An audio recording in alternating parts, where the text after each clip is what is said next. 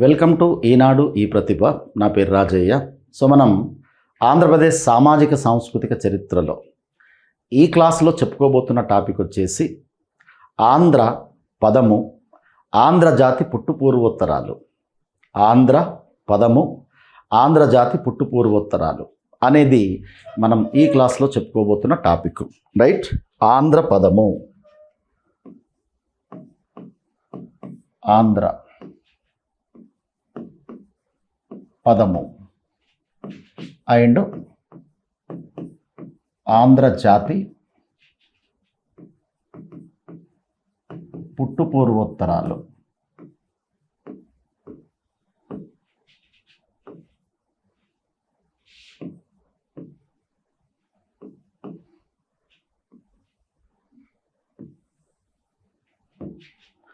Right. Andhra Pradesh సామాజిక సాంస్కృతిక చరిత్రలో మనం ఈ క్లాస్లో చెప్పుకోబోతున్న టాపిక్ వచ్చేసి ఆంధ్ర పదము అండ్ ఆంధ్ర జాతి పుట్టుపూర్వోత్తరాలు. సో దీన్నే మనం ఇంగ్లీష్లో చెప్పాలంటే word of Andhra,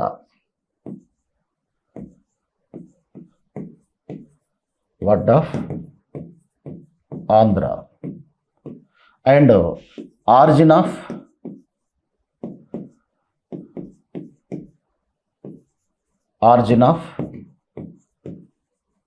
Andhra race.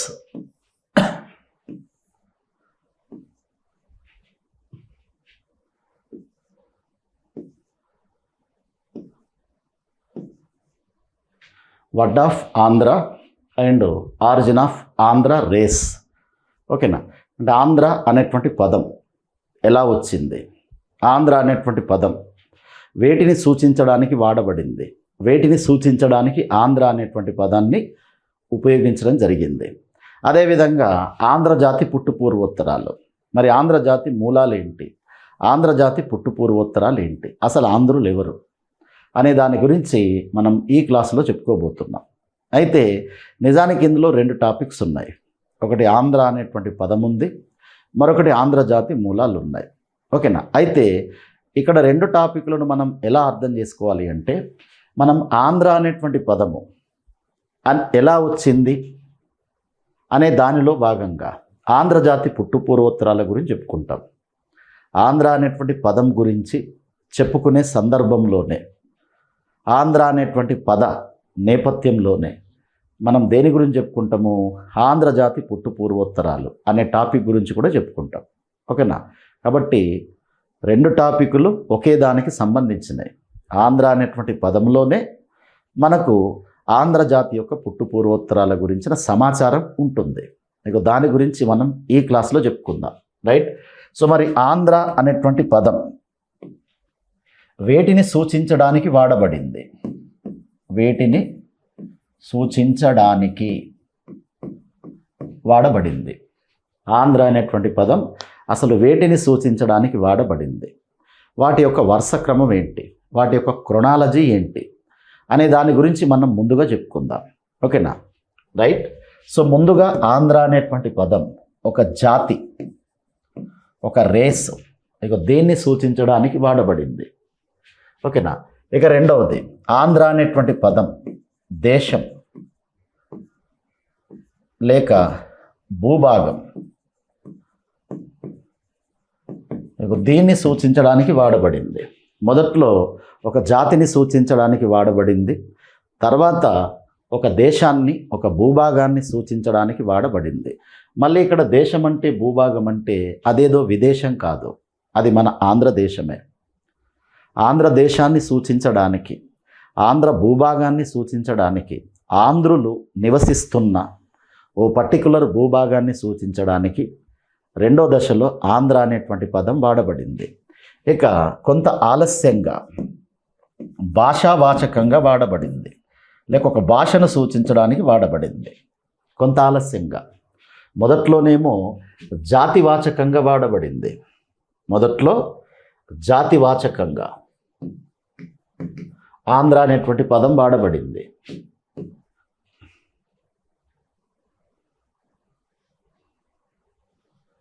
జాతివాచకంగా మొదట్లో ఆంధ్ర అనేటువంటి పదం వాడబడింది. తర్వాత దేశవాచకంగా లేక భూభాగవాచకంగా వాడబడింది, తర్వాత భాషావాచకంగా వాడబడింది. సో వీటిని మనం వరుస క్రమంలో గుర్తుపెట్టుకోవాలి. దీని మీద క్రొనలాజికల్ ఆర్డర్లో గుర్తించమని ప్రశ్న అడగవచ్చు, వరుస క్రమంలో గుర్తించమని ప్రశ్న అడగవచ్చు. మొదట్లో ఆంధ్ర అనేటువంటి పదం దేన్ని సూచించడానికి వాడబడింది? జాతిని సూచించడానికి వాడబడింది. తర్వాత దేశం లేక భూభాగాన్ని సూచించడానికి వాడబడింది. తర్వాత భాషను సూచించడానికి వాడబడింది. అంటే జాతివాచకంగా, భూభాగవాచకంగా, భాషావాచకంగా ఏ పదం వాడబడింది? ఆంధ్ర అనేటువంటి పదం వాడబడింది. ఇందులో ముందుగా జాతివాచకంగా ఆంధ్ర అనేటువంటి పదం ఏ విధంగా వాడబడింది అనే దాని గురించి చెప్పుకుందాం. ముందుగా జాతివాచకంగా, జాతి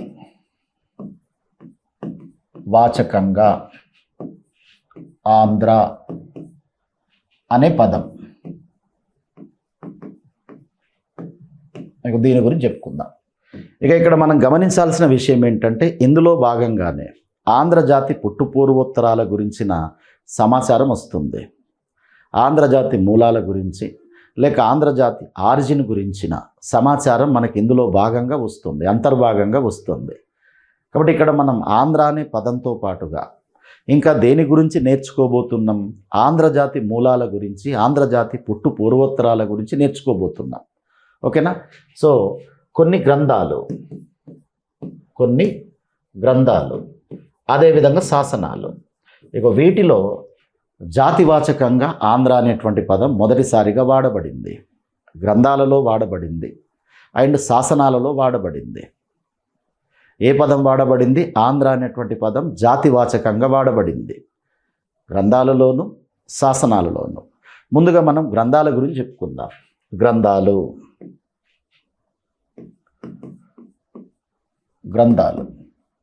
ఇక ఈ గ్రంథాలలో మొట్టమొదటి గ్రంథం ఐతరేయ బ్రాహ్మణకం.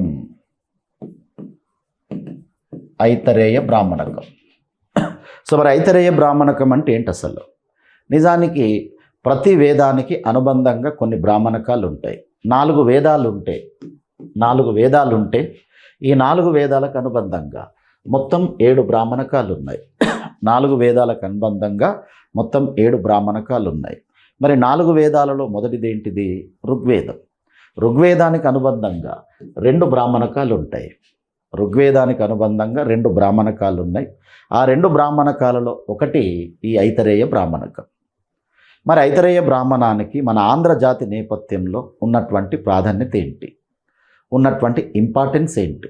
ఇక్కడ ఇంపార్టెన్స్ మీద మనకు ప్రశ్న అడిగే అవకాశం ఉంటుంది.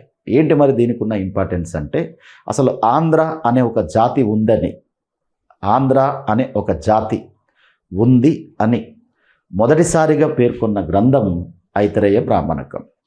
అంటే ఆంధ్ర జాతిని పేర్కొన్న, ఆంధ్రజాతి మూలాల గురించి పేర్కొన్న, ఆంధ్రజాతి పుట్టుపూర్వోత్తరాల గురించి పేర్కొన్న మొదటి గ్రంథంగా దేన్ని తీసుకోవాలి? ఐతరేయ బ్రాహ్మణకాన్ని తీసుకోవాలి. అయితే ఐతరేయ బ్రాహ్మణకంలో ఒక స్టోరీ ఉంటుంది.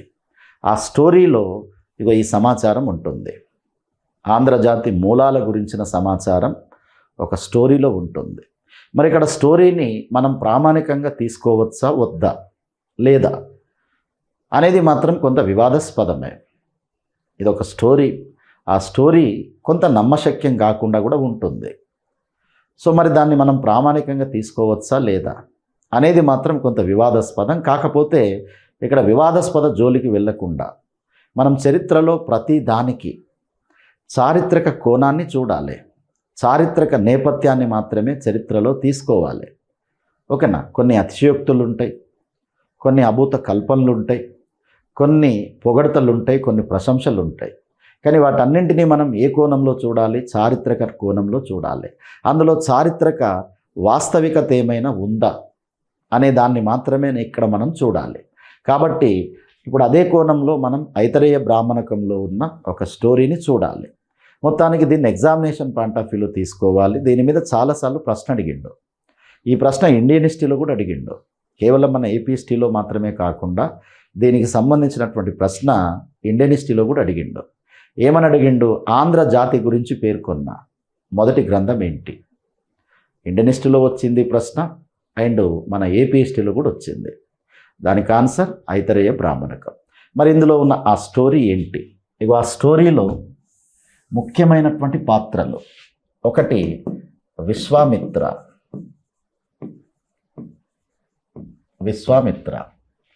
రెండు సునస్సేప, మూడు విశ్వామిత్రుని 50 మంది కొడుకులు.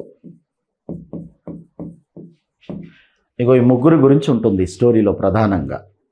విశ్వామిత్ర, సునస్సేప అండ్ విశ్వామిత్రుని యొక్క 50 మంది కొడుకులు.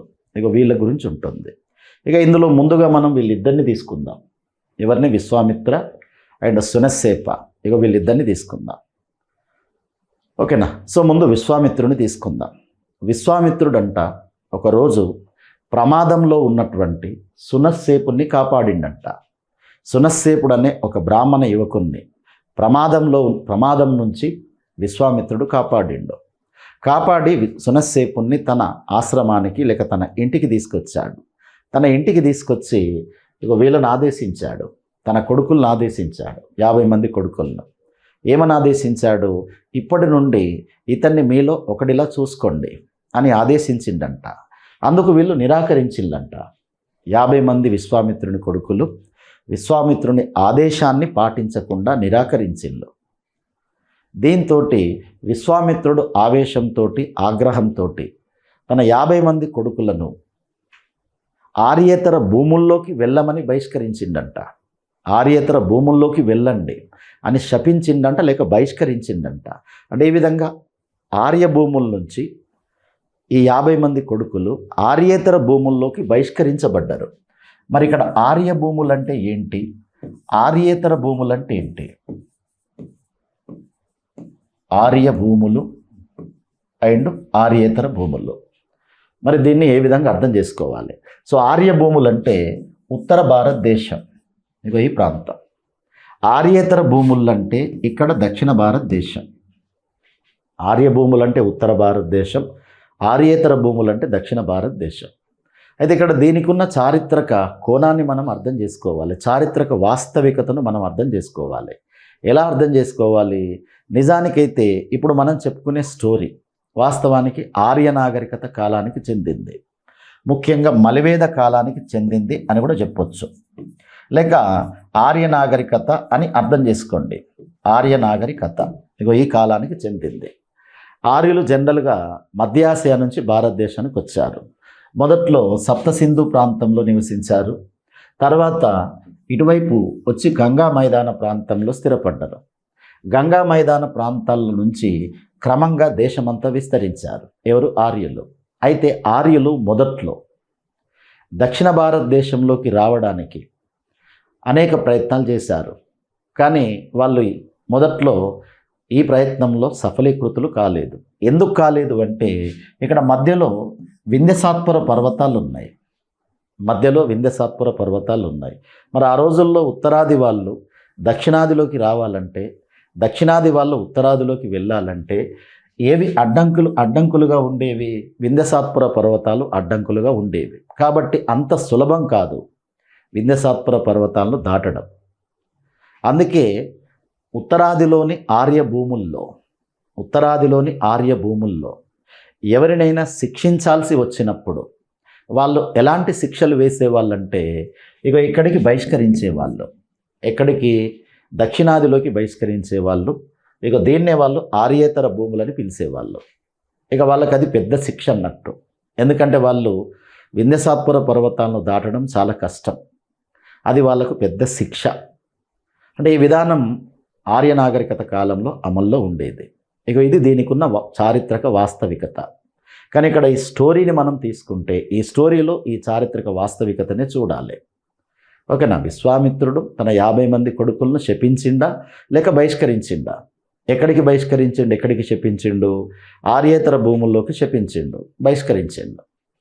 అయితే వాస్తవానికైతే ఆర్య నాగరికత ప్రకారం లేక వేదాల ప్రకారం తీసుకున్నా నిజానికి విశ్వామిత్రుడు ఆర్య ఋషి కాదు, వాస్తవానికి అనార్య ఋషి.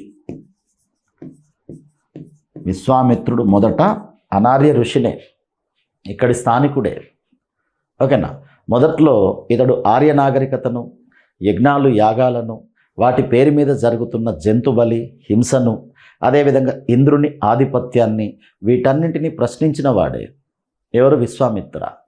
కానీ తర్వాతి కాలంలో ఆర్య పురోహితుడైనటువంటి వశిష్ఠ ఇగో ఇతనితో జరిగిన సుదీర్ఘమైన వాద వివాదాలు లేక సంఘర్షణ, వీటన్నింటి వల్ల చివరికి వశిష్ఠుడి ప్రభావం వల్ల విశ్వామిత్ర బ్రాహ్మణత్వాన్ని స్వీకరించిండు, ఆర్యుల్లో కలిసిపోయిండు.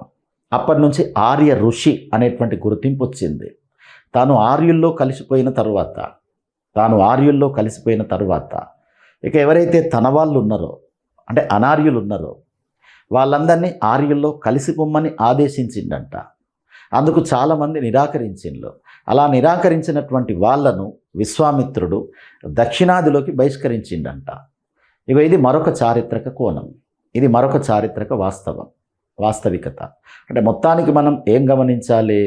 ఉత్తరాదిలోని ఆర్య భూముల్లో ఎవరినైనా శిక్షించాల్సి వస్తే వాళ్ళను దక్షిణాదిలోని అనార్య భూముల్లోకి పంపేవాళ్ళు. కాబట్టి ఇప్పుడు విశ్వామిత్రుని 50 మంది కొడుకులు, మరి కొడుకుల లేక విశ్వామిత్రునికి సంబంధించినటువంటి వాళ్ళ అనేది మాత్రం మళ్ళీ ప్రశ్నార్థకమే. సరే, ఏదేమైనప్పటికీ విశ్వామిత్రుని సంతానమే అనుకుందాం, విశ్వామిత్రుని కొడుకులే అనుకుందాం, విశ్వామిత్రునికి సంబంధించిన వాళ్ళే అనుకుందాం. ఇప్పుడు వాళ్ళు ఎక్కడికి బహిష్కరించబడుతున్నారు? అనార్య భూములైనటువంటి దక్షిణాదిలోకి బహిష్కరించబడుతున్నారు. ఆ విధంగా ఇతని 50 మంది కొడుకులు ఎక్కడికి వస్తున్నారు? ఇప్పుడు దక్షిణాదిలోకి, అనార్య భూముల్లోకి వస్తున్నారు. దక్షిణాదిలో అనార్య భూముల్లోకి వస్తున్నారు. వేటిని దాటుకొని వస్తున్నారు? ఇంకో వింధ్యసాత్పుర పర్వతాలను దాటుకొని వీళ్ళంతా దక్షిణాదిలోకి వస్తున్నారు. మొత్తానికి వచ్చారు. దక్షిణాదిలోకి వచ్చిన తర్వాత ఇక వీళ్ళు ఇక్కడ స్థిరపడ్డారు, దక్షిణాదిలో స్థిరపడ్డారు. ఎవరైతే 50 మంది కొడుకులు. ఇక ఇలా వీళ్ళు స్థిరపడ్డ తర్వాత కాలక్రమేణా ఈ 50 మంది కొడుకుల నుంచే లేక విశ్వామిత్రునికి సంబంధించిన వాళ్ళ నుంచే ఇక్కడ కొన్ని జాతులు ఏర్పడ్డాయి. ఎక్కడ? దక్షిణాదిలో.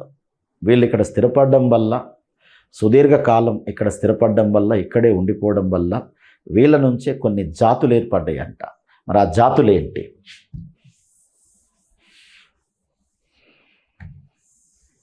సో ఆ జాతుల్లో ఒకటి పుండ్ర, పులింద, మూతివ, శబర. పుండ్ర, పులింద, మూతిబ, శబర అండ్ ఆంధ్ర. ఇగో ఈ జాతులు ఏర్పడ్డాయంట. ఓకేనా? విశ్వామిత్రుని 50 మంది కొడుకుల నుంచి లేక విశ్వామిత్రునికి సంబంధించిన వాళ్ళ నుంచే దక్షిణాదిలో వాళ్ళు స్థిరపడడం వల్ల ఏం జాతులు ఏర్పడ్డాయి? ఇక్కడ ఈ జాతులు ఏర్పడ్డాయి అంట. పుండ్ర, పులింద, మూతిబ, శబర అండ్ ఆంధ్ర అనేటువంటి జాతులు ఏర్పడ్డాయి అంట. ఇక ఇందులో పర్టికులర్గా మనం దేని పేరు తీసుకోవాలి? ఆంధ్ర అనేటువంటి పేరు తీసుకోవాలి. అంటే ఆంధ్ర జాతి ఈ విధంగా ఏర్పడింది, ఇది ఆంధ్ర జాతి యొక్క పుట్టుపూర్వోత్తరాలు, ఇది ఆంధ్ర జాతి యొక్క మూలాలు అని మనకి ఏ గ్రంథం చెప్తుంది? ఐతరేయ బ్రాహ్మణకం చెప్తుంది. అంటే ఈ సందర్భంలో ఐతరేయ బ్రాహ్మణకం ఏ జాతిని ప్రస్తావిస్తుంది, ఏ జాతిని పేర్కొంటుంది? ఆంధ్ర అనేటువంటి జాతిని పేర్కొంటుంది. ఓకేనా? అయితే ఇందులో నిజానికైతే ఆంధ్రదేశంలో ప్రాచీన కాలం నుంచి అనేక జాతులు ఉన్నాయి. ఆంధ్రదేశంలో ప్రాచీన కాలం నుంచి అనేక జాతులు ఉన్నాయి. అనేక జాతుల్లో ఒకటి ఆంధ్ర జాతి. అందుకే మహాభారతం ఏమంటుందంటే ఆంధ్రచ్చ బహువా అంటుంది. మహాభారతం ఏమంటుంది? ఆంధ్రచ్చ బహువా, ఆంధ్రచ్చ బహువా. ఇగో ఈ విధంగా మహాభారతం పేర్కొంటుంది. మరి ఆంధ్రచ్చ బహువా అంటే అర్థం ఏంటి? అనేక జాతుల కలయిక ఆంధ్ర, లేక ఆంధ్రాలో అనేక జాతులు ఉన్నాయి, లేక ఆంధ్ర జాతిలో అనేక జాతులు కలిసిపోయినాయి, అనేక జాతులు ఉన్నాయి అని చెప్తుంది. అందుకే ఆంధ్రచ్చ బహువా అని చెప్తుంది. సో కాబట్టి ప్రాచీన కాలంలో ఎన్నో జాతులు ఉన్నాయి మన దగ్గర. అందులో అతి ముఖ్యమైనటువంటి జాతి ఆంధ్ర జాతి. ఈ ఆంధ్ర జాతి రాజకీయంగా కూడా అన్నింటికన్నా ముందుగా వెలుగులోకి వచ్చింది, రాజకీయ ఆధిపత్యాన్ని సంపాదించింది. కాబట్టి మిగిలిన జాతులన్నీ కాలక్రమేణా ఏ జాతిలో విలీనమైనాయి? ఆంధ్ర జాతిలో విలీనమైనాయి. కాబట్టి ఈ ప్రాంతానికి ఆంధ్రదేశం అనే పేరు వచ్చింది. ఇక్కడి ప్రజలకు ఆంధ్ర జాతి అనే పేరు వచ్చింది. నిజానికి చాలా జాతులు ఉన్నాయి. ఉదాహరణకు ఇవి ఇక్కడ పులింద, అదేవిధంగా శబర. ఇవి రెండు కూడా మన ఆంధ్రదేశానికి చెందిన జాతులే. పులింద అండ్ శబర ఇవి ఆంధ్రదేశానికి చెందిన జాతులే. ఇందులో పులింద అండ్ శబర ఈ జాతుల గురించి తర్వాతి కాలం నాటి ఒక శాసనాల్లో కూడా ఉంటుంది. ఒకరు వేసిన శాసనాల్లో కూడా ఈ పులింద శబర అనేటువంటి జాతుల గురించి ఉంటుంది. మరి ఎవరు వేసిన శాసనాల్లో ఉంటుంది? అశోకుడు వేసిన శాసనాల్లో ఉంటుంది. అశోకుడు పులింద శబర అనే జాతుల గురించి పేర్కొన్నాడు. అంటే ఆంధ్రదేశంలో ఆంధ్ర జాతిలో శబర పులింద పులింద శబర అనేటువంటి జాతులు ఉన్నట్లు కూడా అశోకుడు తన శాసనాల్లో పేర్కొన్నాడు. ఇక వీటికి ఉన్న చారిత్రక వాస్తవికతను కనుక మనం బాగా అర్థం చేసుకోగలిగితే, ఈ పులిందులు నివసించిన ప్రాంతమే ఆంధ్రదేశంలో పులింద సీమ అని పిలువబడింది. పులింద సీమ, పులిందులు నివసించిన ప్రాంతమే మన ఆంధ్రదేశంలో ఏ విధంగా పిలువబడింది? పులింద సీమ అని పిలువబడింది. ఈ పులింద సీమే ఈనాటి పెద్దాపురం ప్రాంతం. పులింద సీమనే ఈనాటి పెద్దాపురం ప్రాంతం. ఇక నెక్స్ట్ శబర. ఈ శబరలో శబరి నది తీరంలో లేక శబర నది తీరంలో నివసించారు. ఇక్కడ స్థిరపడ్డారు. ముఖ్యంగా శ్రీకాకుళ ప్రాంతం శబర నది తీరం ఈ ప్రాంతానికి చెందినటువంటి వాళ్ళు. ఓకేనా? సో వీళ్ళనే ఇప్పుడు మనం ఏమంటున్నాం? సవర అంటున్నాం, సవరలు అంటున్నాం. ఓకేనా? పులిందులు నివసించిన ప్రాంతం పులింద సీమ, శబర జాతి నివసించిన ప్రాంతం శ్రీకాకుళ ప్రాంతం. ఆ శ్రీకాకుళంలో ఉన్నటువంటి వీళ్ళని ఇప్పుడు ఏమంటున్నాం? సవరలు. ఇప్పటికీ శ్రీకాకుళంలో సవర తెగ ఉంది, సవర జాతి ఉంది. సో కాబట్టి ఆంధ్రదేశం చాలా ప్రాచీనమైనటువంటి జాతులకు నిలయమని చెప్పొచ్చు. ఈ జాతుల గురించిన ప్రస్తావన మనకు ప్రత్యేకంగా ముందుగా ఏ గ్రంథంలో కనిపిస్తుంది? ఐతరేయ బ్రాహ్మణకంలో కనిపిస్తుంది. కానీ ఇందులో మనం ప్రధానమైన జాతిగా దేన్ని తీసుకోవాలి? ఆంధ్ర జాతిని తీసుకోవాలి. నిజానికి పులింద శబరలు కూడా మన ఆంధ్రదేశానికి చెందిన జాతులకు వాళ్ళే. ఓకేనా? కానీ ప్రధానమైనటువంటి జాతిగా దేన్ని తీసుకోవాలి? ఆంధ్ర జాతిని తీసుకోవాలి. ఇది ఐతరేయ బ్రాహ్మణం పేర్కొంటున్న ఆంధ్ర జాతి యొక్క మూలాలు. ఓకేనా? ఆంధ్ర జాతి యొక్క పుట్టుపూర్వోత్తరాలు. ఆంధ్ర జాతితో పాటు ఆంధ్ర జాతి పక్కనే నివసించినటువంటి మరో 2 జాతుల గురించి కూడా ఇందులో సమాచారం ఉంటుంది. ఆ 2 జాతులే, ఒకటి పులింద, మరొకటి శబర. రైట్? ఇక నెక్స్ట్ ఐతరేయ బ్రాహ్మణం తర్వాత ఇతిహాసాలు. సో ఇతిహాసాల్లో కూడా ఆంధ్ర అనే పదం జాతివాచకంగా వాడబడింది. ఇతిహాసాలు కూడా ఆంధ్ర అనేటువంటి పదాన్ని ఎలా వాడుతున్నాయి? జాతివాచకంగా వాడుతున్నాయి, జాతిపరంగా వాడాయి. మరి ఇతిహాసాలు అంటే ఏంటి? రామాయణ మహాభారతాలు, రామాయణం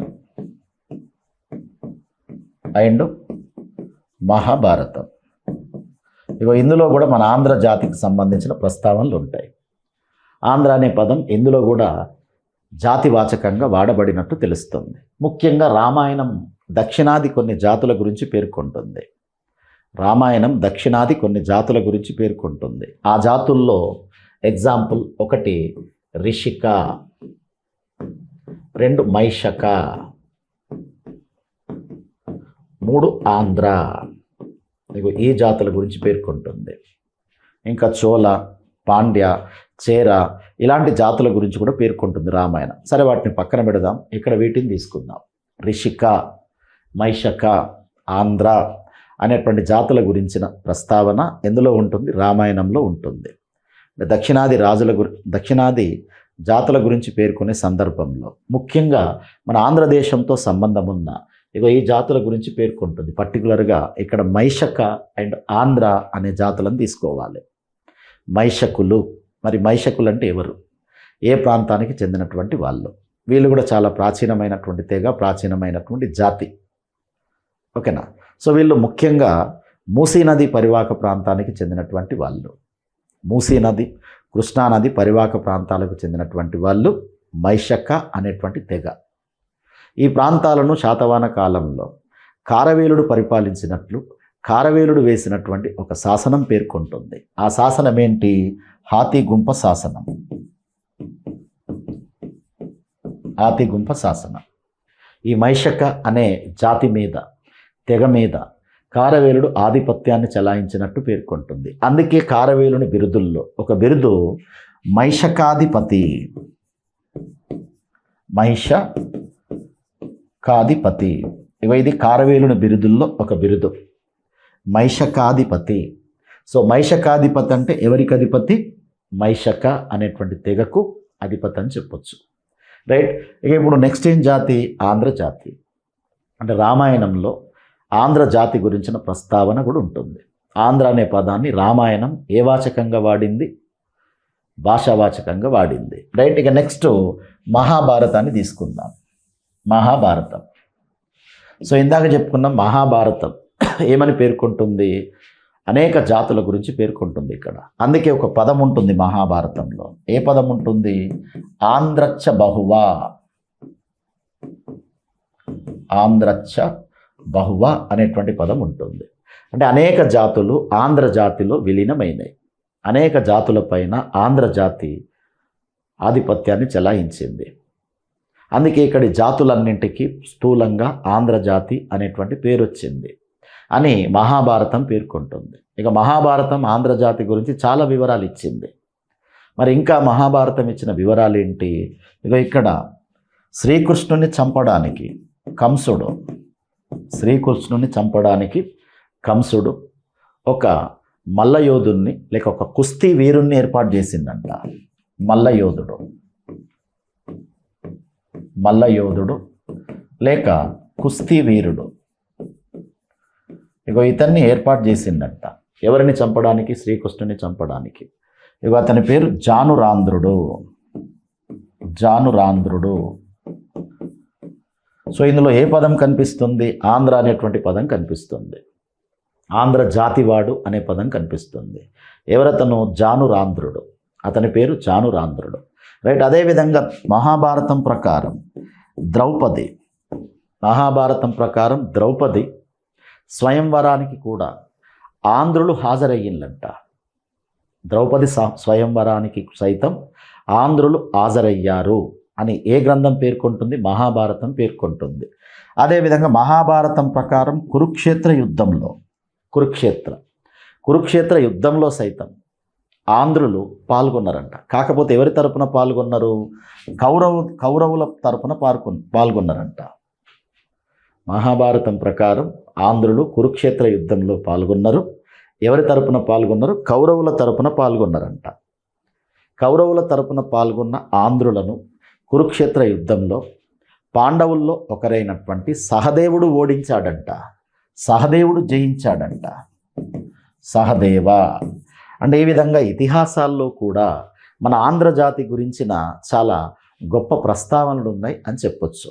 సో కాబట్టి ఇతిహాసాలు కూడా ఆంధ్ర అనేటువంటి పదాన్ని ఏ వాచకంగా ఉపయోగించాయి? జాతివాచకంగా ఉపయోగించాయి. రైట్.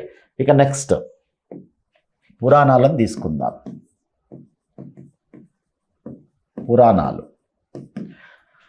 సో ఆంధ్రుల చరిత్రకు పురాణాలు కూడా గొప్ప సమాచారాన్ని ఇస్తున్నాయి. పురాణాలు కూడా మనకు ఆధారంగా ఉపయోగపడుతున్నాయి. మరి ఎన్ని పురాణాలు ఉన్నాయి? 18 పురాణాలు ఉన్నాయి. వీటినే అష్టాదశ పురాణాలు అంటున్నాం.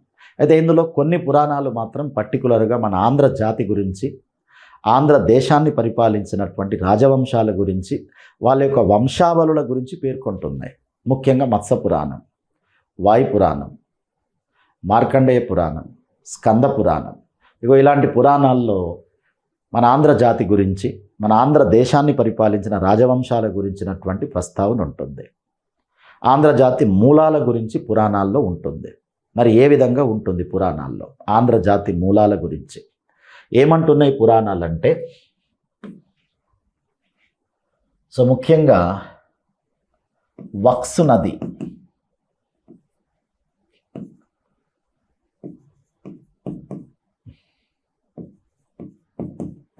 వక్సు నది, ఈ వక్సు నది ప్రాంతంలోనంట. వక్సు నది, ఈ వక్సు నదినే ప్రజెంట్ మనం ఆక్సస్ నది లేక బాల్క్ అని పిలుస్తున్నాం. బాల్క్ నది లేక ఆక్సస్ నది లేక దాని అసలు పేరు వక్సు నది. సో ఈ వక్సు నది తీరంలోనంట కొన్ని ప్రాచీన తెగలు, కొన్ని ప్రాచీన జాతులు నివసించేవంట. మరి వక్సు నది అంటే ఏ ప్రాంతము? ముఖ్యంగా మధ్య ఆసియా ప్రాంతం, మధ్య ఆసియా లేక ఉత్తర ఆఫ్ఘనిస్తాన్ ప్రాంతం, ఈ ప్రాంతం. ఓకేనా? వక్సు నది తీరం లేక ఆక్సస్ నది తీరం లేక బాల్క్ నది తీరం. ఈ వక్సు నది ఏ ప్రాంతం కిందికి వస్తుంది? మధ్య ఆసియా కిందికి వస్తుంది లేక ఆఫ్ఘనిస్తాన్ ఉత్తర భాగం కిందికి వస్తుంది. ఇక్కడంట కొన్ని ప్రాచీన తెగలు, ప్రాచీన జాతులు నివసించేవంట. మరి ఆ ప్రాచీన జాతులు, ప్రాచీన తెగలేంటి? ఆ తెగల గురించి, ఆ జాతుల గురించిన సమాచారం పురాణాల్లో ఉంటుంది. వాటిలో ఒకటి పారదులు.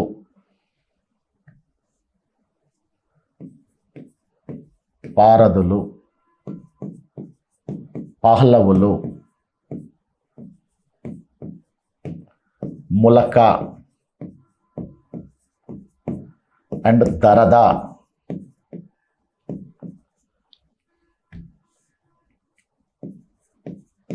దరదలు, ములకలు, దరదలు అండ్ ఆంధ్రులు, వీళ్ళు నివసించే వాళ్ళంట. ఇక్కడ వక్సు నది తీరంలో చాలా ప్రాచీన కాలంలో వీళ్ళంతా పక్కనే నివసించే వాళ్ళంట. వీళ్ళంతా ఇరుగు పొరుగు వాళ్ళంట. ఎవరు? పారదులు, పహలవులు, ములకలు, దరదలు, ఆంధ్ర. వీళ్ళంతా ఇరుగు పొరుగున నివసించేవాళ్ళు, పక్కన నివసించేవాళ్ళు. ఎక్కడ? మధ్య ఆసియాలో, బాల్క్ నది తీరంలో లేక వక్సు నది తీరంలో. ఓకేనా? అయితే ఈ ప్రాంతాలపైన ఆర్యులు దాడులు జరిపిందంట. ఆర్యులు ఈ ప్రాంతాలపైన దాడులు జరిపిండ్రు. నిజానికైతే ఆర్యులు మధ్య ఆసియా నుంచి భారతదేశానికి వచ్చిండ్రు. వాళ్ళు అనేక ప్రాంతాలకు వలసలు వెళ్ళిండ్రు. ఆర్యులు యుద్ధ ప్రియులు. వాళ్ళు గడ్డి భూములను అన్వేషించుకుంటూ చాలా ప్రాంతాలకు వెళ్ళారు. ఆ క్రమంలో వాళ్ళకు ఎదురైన వాళ్ళతోటి యుద్ధాలు చేశారు. వాళ్ళని అక్కడి నుంచి తరిమేశారు కూడా, వాళ్ళని ఓడించారు కూడా. ఆ విధంగానే ఈ వక్సు నది తీరంలో వక్సు నది తీరంలో ఇరుగు పొరుగున నివసిస్తున్న వీళ్ళందరినీ అక్కడి నుంచి ఆర్యులు తరిమేసిందంట. అలా వీళ్ళంతా మధ్య ఆసియా నుంచి మొదట్లో ఉత్తర భారతదేశానికి వచ్చిందంట. ఉత్తర భారతదేశానికి వచ్చిన తర్వాత ఇది జరిగిన కొంతకాలానికి ఆర్యులు మధ్య ఆసియా నుంచి, ఆ వక్సు నది తీరం నుంచి వాళ్ళు ఎక్కడికి వచ్చారు? వాళ్ళు కూడా ఉత్తరాదికి వచ్చారు. అలా ఉత్తరాదికి వచ్చినటువంటి ఆర్యులు ఉత్తరాదిలో అప్పటికే ఇక్కడికి వచ్చినటువంటి వీళ్ళందరినీ మరోసారి తరిమేసిళ్ళంట. మరోసారి ఉత్తరాది భూముల నుంచి వీళ్ళని తరిమేసిళ్ళు. మరి బహుశా మనం ఇందాక చెప్పుకున్నటువంటి విశ్వామిత్ర స్టోరీ కూడా ఏంటిది? ఉత్తర భూముల నుంచి లేక ఆర్య భూముల నుంచి ఆర్యేతర భూముల్లోకి వెళ్ళగొట్టారు, బహిష్కరించారు. మరి అది వీళ్ళకు కూడా వర్తిస్తుందోమో అనేది చరిత్రకారుల అనుమానం. సరే, మొత్తానికి ఇందులో కూడా కొంత చారిత్రక వాస్తవికత మనకు కనిపిస్తుంది. రైట్. మొత్తానికి వీళ్ళు ఏ ప్రాంతానికి చెందిన వాళ్ళు? పురాణాల ప్రకారం అయితే మధ్య ఆసియా ప్రాంతానికి చెందినటువంటి వాళ్ళు.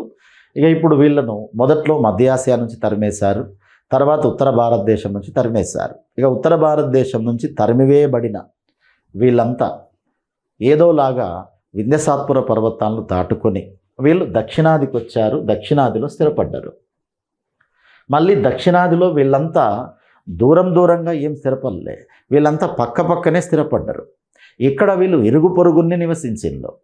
ఈ జాతులన్నీ, ఈ తెగలన్నీ దక్షిణాదికి వచ్చిన తర్వాత వీళ్ళు మూలకొకరు వెళ్ళలేదు, దిశకొకరు వెళ్ళలేదు. వీళ్ళంతా ఇక్కడ పక్కనే నివసించిండ్రు. మరి వీళ్ళు పక్కనే నివసించారు అని మనం ఎలా చెప్పగలుగుతాము? మనకు చారిత్రక యుగంలోకి వెళ్తే వీళ్ళంతా మనకు దక్షిణాదిలోని ముఖ్యమైన జాతులుగా కనిపిస్తారు, ముఖ్యమైన తెగలుగా కనిపిస్తారు. ఉదాహరణకు ఇక్కడ మనం ఆంధ్ర అంటే ఇది ముఖ్యమైనటువంటి జాతి, బలమైనటువంటి జాతి. ఓకేనా? ఇక ఇందులో మనం ఎవరిని తీసుకోవాలి? పహలవులను తీసుకోవాలి, ములకలను తీసుకోవాలి, దరదులను తీసుకోవాలి. పహలవులు, ములకలు అండ్ దరదలు. ఈ పహలవులు మన ఆంధ్రదేశంలో ఎక్కడైతే స్థిరపడ్డారో, అంటే దక్షిణాదిలో వీళ్ళు ఎక్కడైతే స్థిరపడ్డారో ఆ ప్రాంతమే పల్లవ బొగ్గ.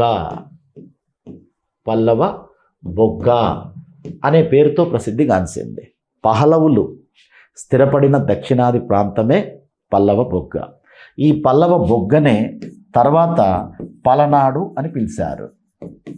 అంటే వీళ్ళు ఎక్కడ స్థిరపడ్డట్టు? దక్షిణాదిలో పల్నాడు ప్రాంతంలో స్థిరపడ్డట్టు. పల్నాడు ప్రాంతం అంటే ఉమ్మడి గుంటూరు జిల్లా, ఇప్పుడు ప్రజెంటు ఒక కొత్త జిల్లా. ఇక ఆ ప్రాంతంలో ప్రాచీన కాలంలో స్థిరపడినటువంటి వాళ్ళే, స్థిరపడినటువంటి జాతి లేక తెగనే ఈ పహలవులు. ఓకేనా? పహలవులు అనేటువంటి పేరు మీదుగానే ఏ పేరు వచ్చింది? పల్లవ బొగ్గ అనేటువంటి పేరు వచ్చింది. పల్లవ బొగ్గ నుంచి వచ్చినటువంటి పేరు పలనాడు. రైట్. ఇక నెక్స్ట్ మొలకలు. మొలకలు. సో ఈ మొలకలు నివసించిన ప్రాంతమే ములక రాష్ట్రం. ములక రాష్ట్రం అనే పేరుతో ప్రసిద్ధిగాంచింది. అదేవిధంగా ఈ ములకలు ఒక రాజ్యాన్ని కూడా స్థాపించారు. ఆ రాజ్యానికి రాజధాని ఫైటాన్. ఆ రాజ్యానికి రాజధాని ఫైటాన్ ప్రాంతం. ఫైటాన్ అంటే మహారాష్ట్ర ప్రాంతం, గోదావరి నదికి ఉత్తర దిశలో ఉంటుంది. దీనికే మరో పేరు ప్రతిష్టానపురం. ఇక దీనికి మన ఆంధ్రులకు ఒక సంబంధం ఉంది. ఆ సంబంధం ఏంటంటే, మన ఆంధ్రుల్లో మొదటిసారిగా సామ్రాజ్యాన్ని స్థాపించినటువంటి వాళ్ళు శాతవాహనులు. అందుకే శాతవాహనులను కూడా ఆంధ్ర శాతవాహనులు అంటున్నాం. ఈ ఆంధ్ర శాతవాహనుల మొదటి రాజధాని ఏంటి? ఈ ఫైటాన్ ప్రాంతమే. అంటే ఇప్పుడు మన ఆంధ్రులకు ఈ ములకలకు ఖచ్చితంగా సంబంధాలు ఉన్నాయి. వీళ్ళు ఇరుగు పొరుగు వాళ్ళే. ములకలు ఏర్పాటు చేసిన రాజ్యమే ములక రాజ్యం. ఆ ములక రాజ్యానికి రాజధాని ఫైటాన్. ఈ ఫైటాన్ను తర్వాత రాజధానిగా పరిపాలించినటువంటి వాళ్ళు మన శాతవాహనులు. అంటే శాతవాహనులకు ములకలకు మధ్య ఏదో ఒక సంబంధం ఉండొచ్చు. శాతవాహనులు ఆంధ్ర జాతికి చెందినటువంటి వాళ్ళు. అందుకే శాతవాహనులను ఏమంటున్నాం మనం? ఆంధ్ర శాతవాహనులు అంటున్నాం. ఆంధ్ర శాతవాహనులు అంటున్నాం. అందుకే పురాణాలు శాతవాహనులను ఆంధ్రులు అని పేర్కొంటున్నాయి. పురాణాల్లో కూడా ఆంధ్ర అనేటువంటి పదం ఉంటుంది శాతవాహనులకు సంబంధించి. దీని గురించిన పూర్తి సమాచారం మళ్ళీ మనం శాతవాహనుల చరిత్రలో చెప్పుకుంటాం. ఓకేనా? రైట్. మొత్తానికైతే వీళ్ళు ఇక్కడికి వచ్చిన తర్వాత కూడా పక్కపక్కనే నివసించారు, ఇరుగు పొరుగుని నివసించారు అని చెప్పడానికి ఇక్కడ ములకల ప్రస్తావన కూడా ఒక కారణమే. ఓకేనా? ఇక నెక్స్ట్ దరదలు. ఈ దరదలే ఏ విధంగా ప్రసిద్ధిగాంచారంటే పిశాచులుగా ప్రసిద్ధిగాంచారు. దరదలే పిశాచులు ఈ విధంగా ప్రసిద్ధిగాంచారు.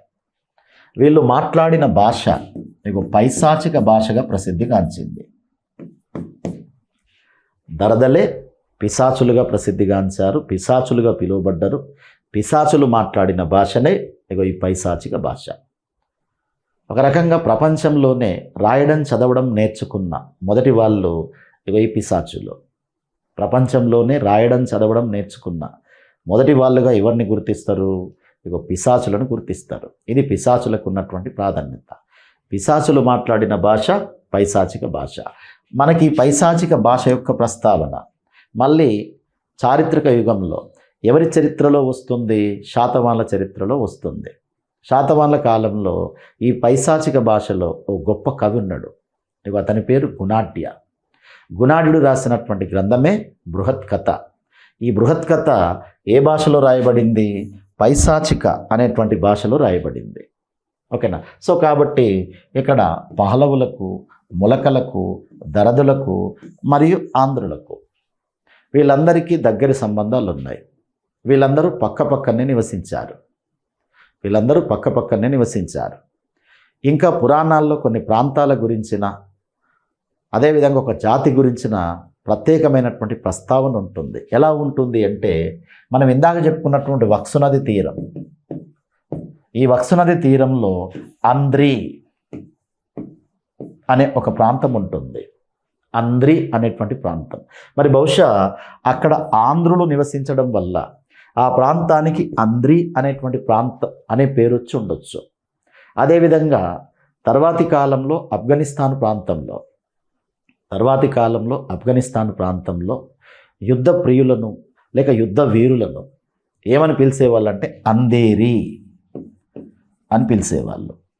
అందేరి అనే యుద్ధ ప్రియులను పిలిచేవాళ్ళు. మరి అందేరి అనేటువంటి పేరు కూడా బహుశా ఆంధ్రుల వల్లనే వచ్చిందేమో. నిజానికి ఆంధ్రులు గొప్ప యుద్ధ ప్రియులు. ఎందుకంటే అందుకే మిగిలిన జాతులన్నింటినీ తమలో కలుపుకోగలిగారు.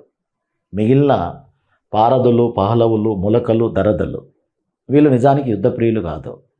ఎవరు యుద్ధప్రియులు? ఆంధ్రులు యుద్ధప్రియులు. కాబట్టి ఆంధ్రులు మిగిలిన తెగలను, మిగిలిన జాతులను తమలో కలుపుకోగలిగారు. అందుకే ఆంధ్రులు దక్షిణ భారతదేశంలోనే మొదటిసారిగా ఒక సువిశాలమైనటువంటి సామ్రాజ్యాన్ని స్థాపించగలిగారు. ఆ ఆంధ్రులే మన శాతవాహనులు. శాతవాహనులు కూడా ఆంధ్రులే. శాతవాహన కాలం నాటికి ఆంధ్ర అనేటువంటి పదం పూర్తిగా స్థిరపడిపోయింది.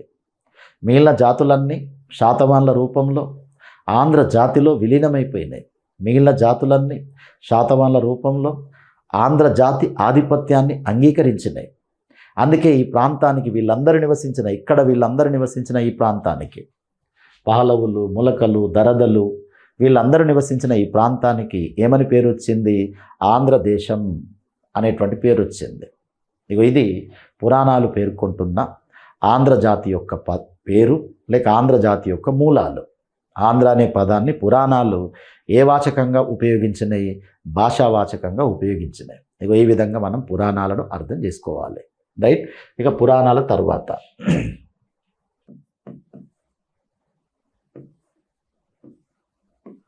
అశోక శాసనాలు.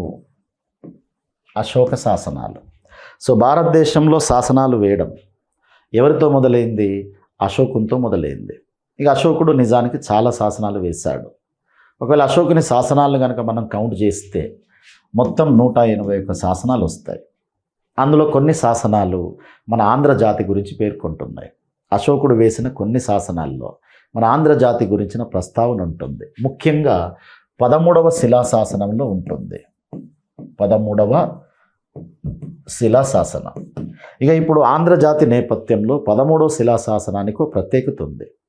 ఆ ప్రత్యేకత ఏంటంటే ఆంధ్రజాతిని పేర్కొన్న తొలి శాసనాలు అశోకుని శాసనాలు. ఆంధ్రజాతిని పేర్కొన్న తొలి శాసనాలు అశోకుడి శాసనాలు. ఇది అశోకుడి శాసనాలకు ఉన్నటువంటి ప్రత్యేకత. మరి 13వ శిలాశాసనం ఏమని పేర్కొంటుంది ఆంధ్రుల గురించి? ముఖ్యంగా 2 వ్యాఖ్యానాలు చేస్తుంది, 2 విధాలుగా పేర్కొంటుంది. ఏంటా 2 విధానాలంటే ఒకటి ఆంధ్రులు రాజ విషయం. సో ఇక్కడ రాజ విషయం అంటే మౌర్య సామ్రాజ్యం. ఆంధ్రులు రాజ విషయంలో నివసిస్తున్నారు. ఇదే విధంగా పేర్కొంటుంది. మొత్తానికి ఏమంటుంది? ఆంధ్రులు అంటుంది. ఆంధ్రులు రాజ విషయంలో నివసిస్తున్నారు అంటే మౌర్య సామ్రాజ్యంలో నివసిస్తున్నారు. ఇంకేమంటుంది? ఆంధ్రులు ధర్మాన్ని అనుసరిస్తున్నారు. ఈ విధంగా అశోక శాసనాలు పేర్కొంటున్నాయి. పర్టికులర్గా 13వ శిలాశాసనం పేర్కొంటుంది. కాబట్టి ఇక్కడ ఈ 2 వ్యాఖ్యానాలు కూడా మనకు చాలా ఇంపార్టెంట్. వీటి మీద కూడా ఎగ్జామినేషన్ పాయింట్ ఆఫ్ వ్యూలో ప్రశ్నలు అడిగే అవకాశం ఉంటుంది. సో మొత్తానికైతే ముందుగా మనం దేన్ని గమనించాలంటే అసలు ఆంధ్ర అనే జాతిని పేర్కొన్న తొలి శాసనాలు అశోకుడి శాసనాలు. అదేవిధంగా అశోకుడు మన ఆంధ్రదేశంలో కూడా కొన్ని శాసనాలు వేశాడు. అశోకుడు కొన్ని శాసనాలు వేశాడు. ముఖ్యంగా ఎర్రగుడి శాసనం, రాజుల మందగిరి శాసనం, ధాన్యకటక శాసనం. ఎర్రగుడి శాసనం, రాజుల మందగిరి శాసనం, ధాన్యకటక శాసనం ఇవన్నీ మన ఆంధ్రదేశంలో అశోకుడు వేసినటువంటి శాసనాలు. ముఖ్యంగా 13వ శిలాశాసనాన్ని మనం ఇక్కడ ఇంపార్టెంట్గా తీసుకోవాలి. ఎందుకంటే ఆంధ్రజాతిని పేర్కొన్న తొలి శాసనాలు అశోక శాసనాలు కాబట్టి. ఆ 13వ శిలాశాసనం ఏమని పేర్కొంటుంది? ఆంధ్రులు రాజ విషయం అంటే మౌర్య సామ్రాజ్యంలో నివసిస్తున్నారు అంటుంది. అదేవిధంగా ఆంధ్రులు ధర్మాన్ని అనుసరిస్తున్నారు అని చెప్తుంది. రైట్. ఇక నెక్స్ట్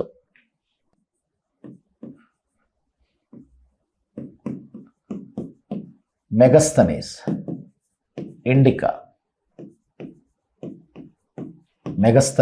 ఇండికా. సో మరి ఇంతకీ మెగస్తనీస్ ఎవరు అసలు? ఇతడు గ్రీకు దేశస్థుడు. సెల్యూకస్ నికేటర్ రాయబారిగా భారతదేశానికి వచ్చాడు. ముఖ్యంగా చంద్రగుప్త మౌర్యుని ఆస్థానానికి రాయబారిగా వచ్చాడు. ఎవరి రాయబారిగా వచ్చాడు? Seleucus Nicator. సెల్యూకస్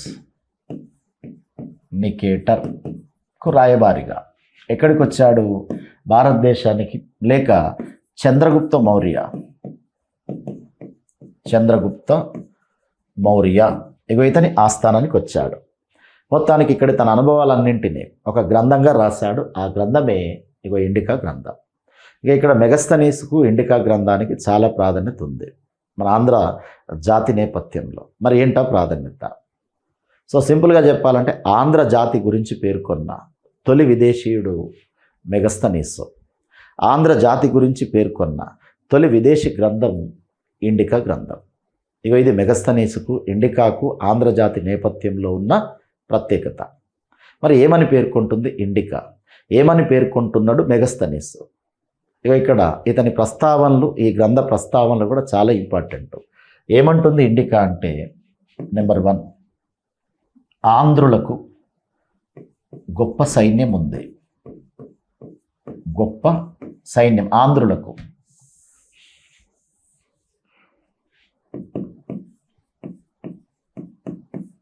ఆంధ్రులకు గొప్ప సైన్యం ఉంది. సో దేశంలో మౌర్యుల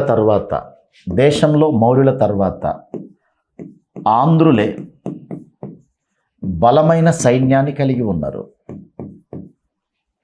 దేశంలో మౌర్యుల తర్వాత బలమైన సైన్యం ఎవరికి ఉందంట? ఆంధ్రులకు ఉందంట. ఇంకేమంటుంది?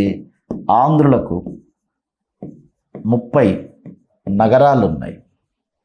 ఆంధ్రులకు 30 నగరాలు ఉన్నాయి. ఆంధ్రులకు 30 దుర్గాలు ఉన్నాయి. ఆంధ్రులకు 1,00,000 కాల్బలం ఉంది. కాల్బలం లేక పదాతి దళం. మరి కాల్బలం, పదాతి దళం అంటే అర్థం ఏంటి? నేల మీద నిలబడి యుద్ధం చేసే సైన్యాన్నే పదాతి దళంగా లేక కాల్బలంగా పేర్కొంటారు. ఎంత సైన్యం ఉందంట? 1,00,000 కాల్బలం ఉందంట, 1,00,000 పదాతి దళం ఉందంట. ఇంకేమంటుంది? ఆంధ్రులకు 2,000 అశ్విక దళం ఉంది. ఆంధ్రులకు 1,000 గజదళం ఉంది. ఈ విధంగా చెప్తుంది. అంటే మొత్తానికి ఆంధ్ర అనేటువంటి పదాన్ని పలు సందర్భాల్లో ఉపయోగించింది. ఆంధ్ర జాతి గురించి పలు సందర్భాల్లో ఇండికా అనేటువంటి గ్రంథం పేర్కొంటుంది. మెగస్తనీస్ పేర్కొంటున్నాడు. ఏమంటుంది గమనించండి, ఇది చాలా ఇంపార్టెంట్. దీని మీద చాలాసార్లు ప్రశ్న అడిగాడు. ఓకేనా? సో మొత్తానికి ఆంధ్ర జాతి గురించి పేర్కొన్న తొలి విదేశీయుడు మెగస్తనీసు. ఆంధ్ర జాతి గురించి పేర్కొన్న తొలి విదేశీ గ్రంథం ఇండికా గ్రంథం. సింపుల్గా చెప్పాలంటే ఆంధ్రలో గొప్ప సైన్యం ఉంది. దేశంలో మౌర్యుల తర్వాత బలమైన సైన్యం కలిగిన వాళ్ళు ఆంధ్రులే. సో ఆంధ్రులకు 30 నగరాలు ఉన్నాయి, 30 దుర్గాలు ఉన్నాయి, 1,00,000 కాల్బలం ఉంది, 2,000 అశ్విక దళం ఉంది, 1000 గజదళం ఉంది అని ఇండికా చాలా స్పష్టంగా పేర్కొంటుంది. మరి ఇది నిజమా కాదా అనేది మనం తర్వాత సంగతి. దీని గురించి మళ్ళీ మనకు మరొక సందర్భంలో కూడా వస్తుంది. ఈ ప్రస్తావన మళ్ళీ మనకు మన ఏపీఎస్టీలో మరొక సందర్భంలో కూడా వస్తుంది. అక్కడ దీనికి సంబంధించిన మరికొంత సమాచారం కూడా చెప్పుకుంటాం. ఓకేనా? రైట్. సో ఈ విధంగా మొత్తానికి మెగస్తనీసు సో ఇక్కడ ఆంధ్ర జాతిని పేర్కొన్న తొలి విదేశీయుడు అని చెప్పొచ్చు మనం. ఓకేనా? రైట్. ఇక నెక్స్ట్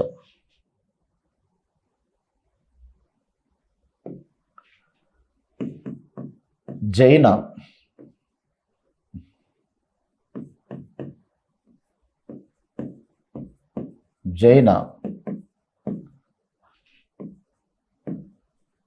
ధర్మామృతం, జైన ధర్మామృతం అనేటువంటి గ్రంథం. జైన ధర్మామృతం. సో ఈ గ్రంథాన్ని రాసింది నయసేన. ఇది ఒక కన్నడ గ్రంథం. ఈ గ్రంథాన్ని రాసింది నయసేనుడు. ఇది ఒక కన్నడ గ్రంథం. మరి ఇదేం చెప్తుంది అంటే ఇందులో కూడా ఒక స్టోరీ ఉంటుంది. మరి ఆ స్టోరీని మనం ప్రామాణికంగా తీసుకోవాలా వద్దా అనేది మాత్రం కొంత వివాదాస్పదమే. కానీ దీన్ని మనం ఎగ్జామినేషన్ పాయింట్ ఆఫ్ వ్యూలో తీసుకోవాలి. మొత్తానికి జైన ధర్మామృతం అనేటువంటి గ్రంథాన్ని రాసింది నయసేన. ఇది మాత్రం వాస్తవం. మరి ఏం చెప్తుంది ఈ గ్రంథం? ఇది అంగదేశానికి చెందిన అంగదేశానికి చెందిన యశోధరుడు అంగదేశానికి చెందిన యశోధరుడు అనే ఇక్ష్వాకు రాజకుమారుడు. ఇక్ష్వాకు రాజకుమారుడు దక్షిణాదికి వచ్చి ఒక రాజ్యాన్ని స్థాపించిండంట. ఆ రాజ్యం పేరు ప్రతిపాలపురం. అంగదేశానికి చెందిన యశోధరుడు అనే ఇక్ష్వాకు రాజు దక్షిణాదికి వచ్చి ప్రతిపాలపురం అనే రాజ్యాన్ని స్థాపించిండు. మరి ప్రతిపాలపురం అంటే ఏంటి? ఇగో బట్టిప్రోలు అంటే బట్టిప్రోలు రాజ్యాన్ని స్థాపించిండు. ఓకేనా? అయితే ఈ యశోధరుని కొడుకు ధనదుడు, యశోధరుడి కొడుకు ధనదుడు. ఈ ధనదుడంట ఇక్కడున్న ఒక బౌద్ధ సన్యాసి కండ్లు పీకించిండంట. బౌద్ధ సన్యాసి కండ్లు పీకించిండు. సో ఆ బౌద్ధ సన్యాసి అంట ఇతన్ని శపించిండంట. ఏమని శపించాడు? మీలో 7 తరాల వాళ్ళు పుట్టు గుడ్డిగా జన్మిస్తారు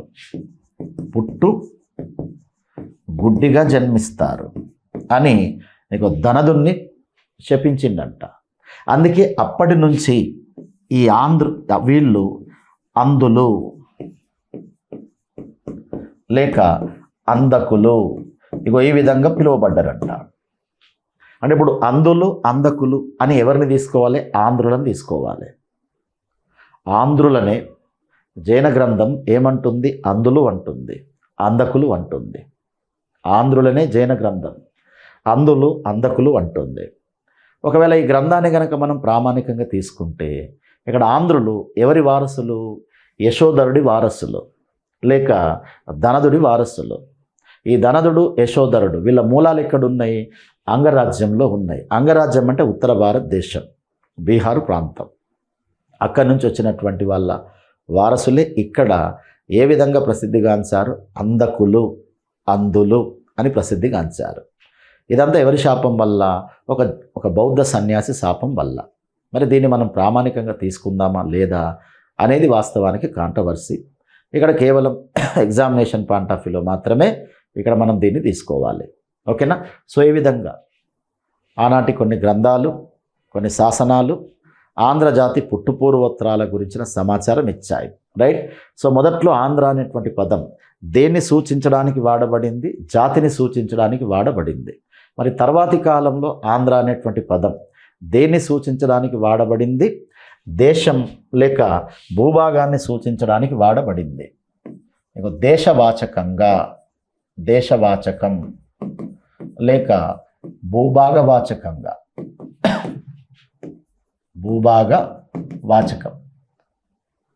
దేశవాచకం, భూభాగవాచకం. అంటే మొదట్లోనేమో జాతివాచకంగా వాడబడింది, తర్వాత కాలంలోనేమో దేశవాచకంగా లేక భూభాగవాచకంగా వాడబడింది. మరి మొదటిసారిగా ఆంధ్ర అనేటువంటి పదాన్ని దేశవాచకంగా వాడిన గ్రంథాలేంటి? ముఖ్యంగా బౌద్ధ గ్రంథాలు, బౌద్ధ జాతక కథలు. ఇవి ఆంధ్ర అనే పదాన్ని దేశవాచకంగా లేక జాతివాచకంగా వాడిన మొదటి గ్రంథాలు ఏంటి? బౌద్ధ జాతక కథలు.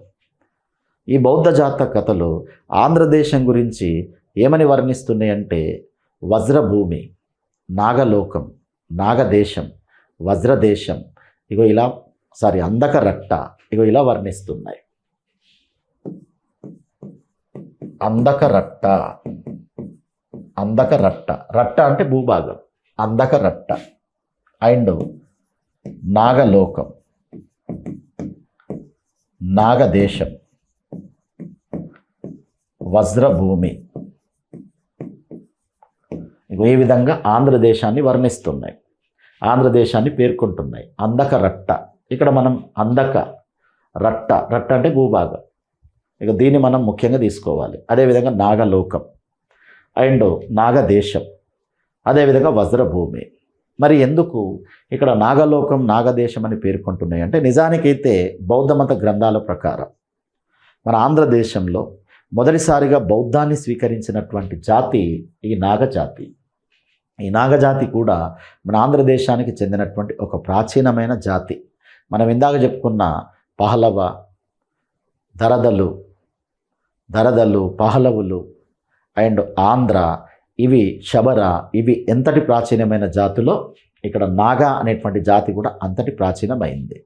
మన ఆంధ్రదేశంలో బౌద్ధాన్ని స్వీకరించిన మొదటి జాతి నాగజాతి. నిజానికి మన దగ్గర బౌద్ధ కట్టడాలు నిర్మించిన మొదటి వాళ్ళు కూడా ఈ నాగజాతి వాళ్ళే.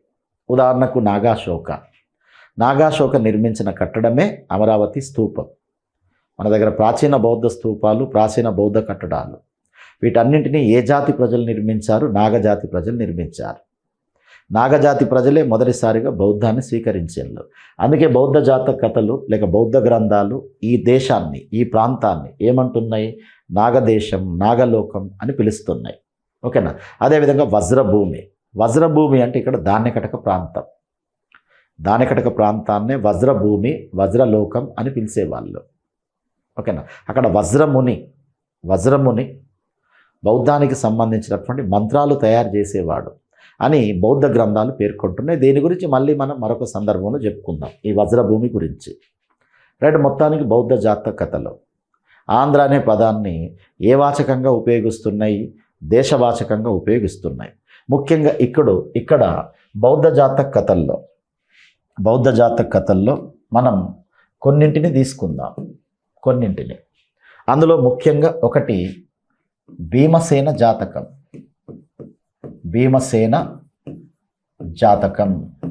మీకు భీమసేన జాతకం. సో ఇది మనకి ఎగ్జామినేషన్ పాయింట్ ఆఫ్ వ్యూలో చాలా ఇంపార్టెంట్ అవుతుంది. మరి భీమసేన జాతకానికి ఉన్నటువంటి ప్రాధాన్యత ఏంటి? సో మొదటిసారిగా ఆంధ్ర అనే పదాన్ని దేశవాచకంగా ఉపయోగించిన గ్రంథం భీమసేన జాతకం. ఆంధ్ర అనే పదాన్ని దేశవాచకంగా వాడిన మొదటి గ్రంథం భీమసేన జాతకం. మరి ఏం చెప్తుంది భీమసేన జాతకం? ఇక సింపుల్గా చెప్పాలంటే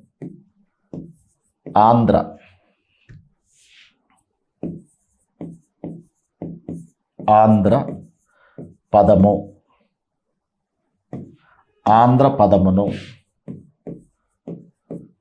అస్సక రాజ్యం పరిపాలిస్తుంది. ఇగో ఈ విధంగా పేర్కొంటుంది. మరి ఆంధ్ర పదం అంటే ఏంటి? ఇగో ఇక్కడ భూభాగం. పదము అంటే భూభాగం. పదము మీన్స్ భూభాగం. ఆంధ్ర పదము అంటే ఆంధ్రదేశం అని చెప్తుంది.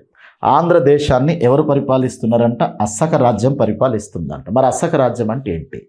నిజానికి శాతవాహనులు కూడా అస్సక రాజ్యానికి చెందిన వాళ్ళే. శాతవాహన పూర్వీకులు అస్సక రాజ్యానికి చెందినటువంటి వాళ్ళే. అస్సక రాజ్యానికి చెందిన తర్వాతి కాలం నాటి వారసులే మన శాతవాహనులు. అందుకే శాతవాహనులను అస్మకాధీశులుగా పేర్కొంటారు. అస్మకాధీశులు. అస్సక రాజ్యానికి మరో పేరు అస్మక రాజ్యం, అశ్వక రాజ్యం. అస్సక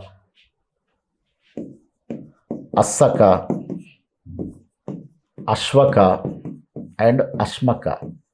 ఇదిగో ఈ విధంగా వీటిని పర్యాయ పదాలుగా పేర్కొంటారు. అస్సక, అశ్వక అండ్ అశ్మక. సో శాతవాహనుల తెగ పేరు కూడా, జాతి పేరు కూడా వాస్తవానికి అశ్వకనే.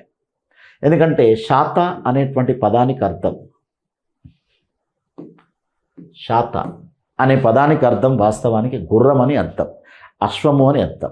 అందుకే శాతవాహనులు ఎవరికి వారసులు? ఈ అస్సక రాజ్యానికి వారసులు, లేక అశ్వక రాజ్యానికి వారసులు. అందుకే శాతవాహనులను అస్మకాధీశులని కూడా పిలుస్తారు.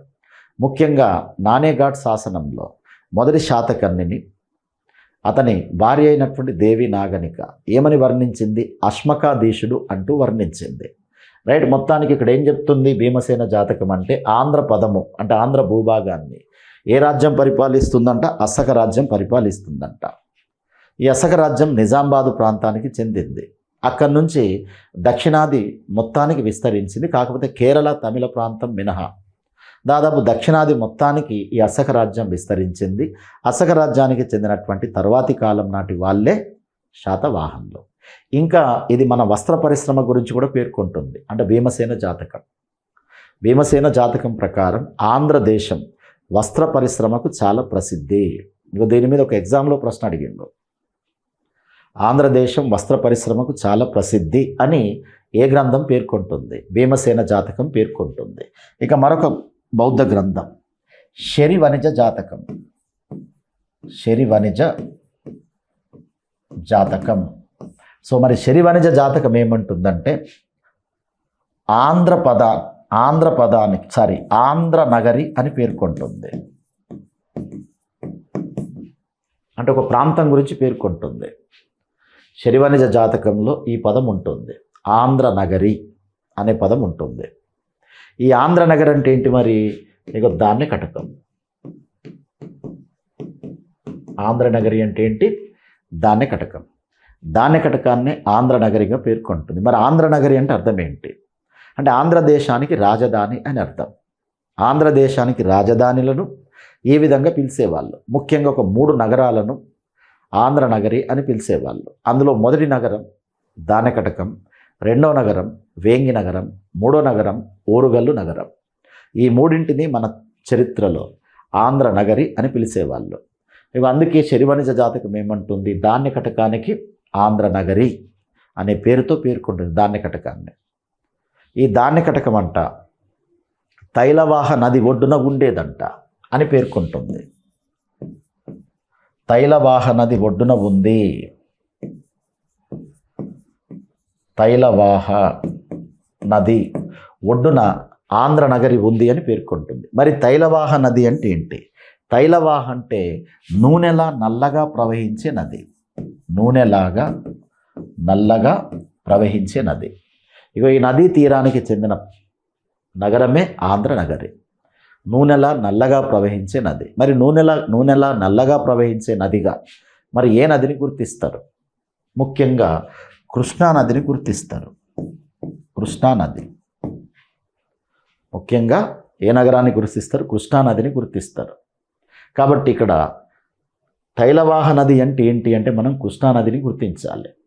ఆ కృష్ణానది ఒడ్డున ఉన్నటువంటి నగరంగా దేన్ని గుర్తించాలి? ధాన్య కటకాన్ని గుర్తించాలి. అందుకే ధాన్య కటకాన్ని శరివనిజ జాతకం ఏమంటుంది? ఆంధ్ర నగరి అంటుంది. ముఖ్యంగా శాతవాహనుల రెండవ రాజధాని ధాన్య కటకం. శాతవాహనులు 3 తెలుగు ప్రాంతాలను పరిపాలించారు, మొత్తం ఆంధ్రదేశాన్ని పరిపాలించారు. అందుకే శాతవాహన కాలంలో ధాన్య కటకం ఏ విధంగా పిలువబడింది? ఆంధ్ర నగరి అని పిలువబడింది. ఈ ఆంధ్ర నగరి ఏ నది ఒడ్డున ఉంది అని చెప్తుంది? తైలవాహ నది ఒడ్డున ఉంది. తైలవాహ నది అంటే నూనెలాగా నల్లగా ప్రవహించే నది. అందుకే దీన్ని ఏ నదిగా గుర్తించారు? కృష్ణానదిగా గుర్తించారు. దీన్ని కృష్ణానదిగా గుర్తించారు. అయితే కొందరు దీన్ని మహానది అని కూడా అంటారు. కానీ మహానది అనే దాన్ని ప్రామాణికంగా తీసుకోవద్దు. ముఖ్యంగా కేపీ జయస్వాల్ లాంటి కొందరు చరిత్రకారులు దీన్ని మహానదిగా గుర్తించారు. కానీ చాలామంది దీన్ని కృష్ణానదిగా గుర్తించారు. అసలు కృష్ణ అంటేనే నల్లని. కృష్ణ అనే పదానికి భాషాపరంగా అర్థం ఏంటి? నల్లని అని అర్థం. ఓకేనా? రైట్. ఈ విధంగా బౌద్ధ జాతకతలు మొదటిసారిగా ఆంధ్ర అనే పదాన్ని ఏ విధంగా వాడినాయి? దేశవాచకంగా వాడినాయి. ఇక ఆంధ్ర అనే పదాన్ని దేశవాచకంగా వాడిన మొదటి శాసనం మైదవోలు శాసనం. మైదవోలు అనే శాసనం ఆంధ్ర అనే పదాన్ని దేశవాచకంగా వాడిన మొదటి శాసనం. ఇక ఈ శాసనాన్ని వేసింది పల్లవ శివ స్కందవర్మ. పల్లవ శివ స్కందవర్మ. ఇక ఇందులో కూడా ఏముంటుంది? ఆంధ్ర పదము అని ఉంటుంది. ఆంధ్ర పదము. సో ఆంధ్ర పదముకు రాజధాని ధనాకటకం అని ఉంటుంది. ఆంధ్ర పదముకు రాజధాని ధనాకటకం అని ఉంటుంది. ధనాకటకం అంటే ఏంటి? ధాన్య కటకం. ధాన్య కటకం అంటే ముఖ్యంగా శాతవాహన కాలంలోనూ ఇక్ష్వాకుల కాలంలోనూ ధాన్య కటకానికి చాలా ప్రాధాన్యత ఉండేది. ముఖ్యంగా శాతవాహన కాలంలోనైతే శాతవాహనులకు ధాన్య కటకం ఒక రాజధానిగా కొనసాగింది. మొదటి రాజధాని ఫైటాన్ అయితే రెండో రాజధాని ధాన్య కటకం. అందుకే ధాన్య కటకం దేనికి రాజధాని? ఆంధ్ర పదముకు రాజధాని. ఇక్కడ పదము అంటే భూభాగం. ఆంధ్ర భూభాగానికి రాజధాని అని ఏ శాసనం చెప్తుంది? మైదవోలు శాసనం చెప్తుంది. అంటే ఈ విధంగా ఆంధ్ర అనేటువంటి పదం మొదట్లో జాతివాచకంగా వాడబడింది, తర్వాత దేశవాచకంగా వాడబడింది, ఇక చివరికి మాత్రమే భాషావాచకంగా వాడబడింది. ఈ భాషావాచకంగా ఆంధ్ర అనే పదం ఎలా వాడబడింది అనే దాని గురించి మళ్ళీ మనం నెక్స్ట్ క్లాస్లో చెప్పుకుందాం. Right. Thank you very much.